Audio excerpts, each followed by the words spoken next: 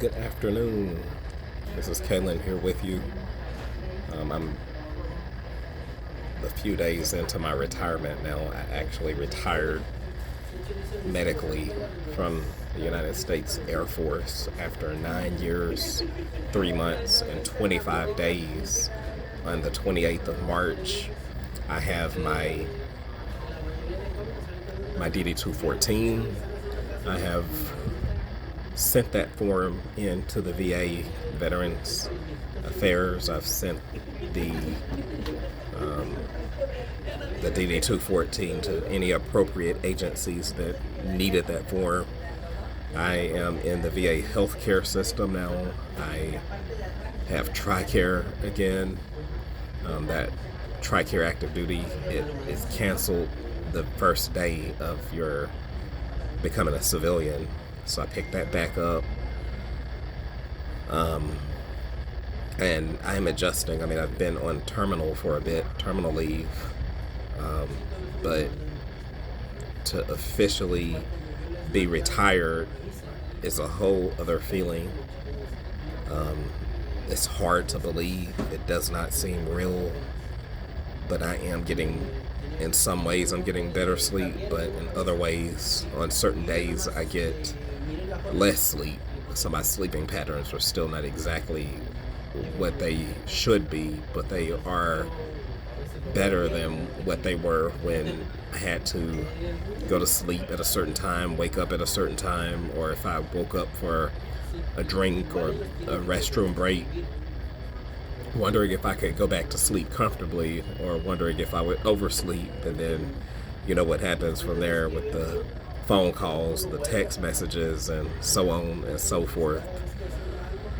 What I do now every day, I try to pick a historical site or another point of interest to the public, a tourist attraction, or a site where a major event in history occurred, or a location where a famous or influential person lived, and I go there and I will discuss that. I'll elaborate on that. I'll take videos on that, or I will take photographs of these locations, and it gets my mind off of the stress of transitioning back into civilian life, and I enjoy it. I mean, it's something I could do all day right now. I may get bored at some point, but right now I deeply enjoy doing that, and so I think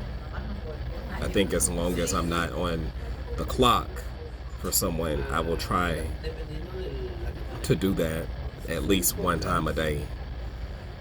And I am wanting to encourage anyone who is in a medical retirement process or is slated to go into that IDES or the MEB phase of their career.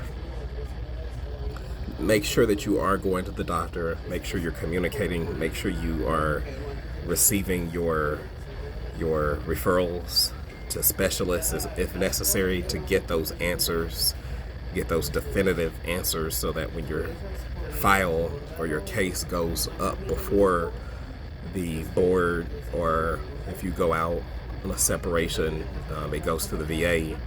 Make sure that all of your evidence is there. Make sure you have your diagnoses, your images, any kind of courses of treatment that you've undergone as far as physical therapy, medications, pain management, hospitalizations, time out of work. Make sure all of this information is on paper.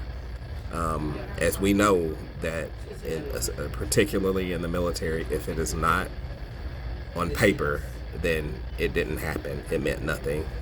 So you don't want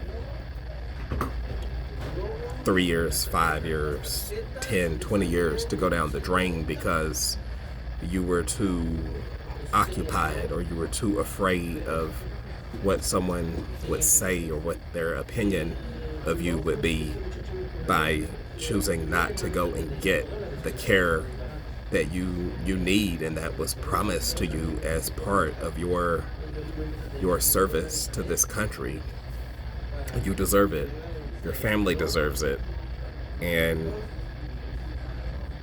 there's no one out there who should make you feel guilty or less than for getting the care that you need. So I encourage you to put that pride aside, communicate, follow up, follow through, be aggressive when necessary, advocate for yourself. You will be your own best advocate. The supervisor will not really encourage you to go to the doctor. Your peers at work, your superiors, your subordinates, really your chain of command, that is something that you must take ownership of yourself. I know it's been a while, and I'm glad to get back to you here, and I'm about to sign off. If you have any questions, feel free to reach out. And also, if you have found any of this content helpful or useful in any way, shape, or form, I strongly encourage you to comment, like, share, subscribe, what have you. I appreciate your time, and we will get back to it later. Have a great weekend.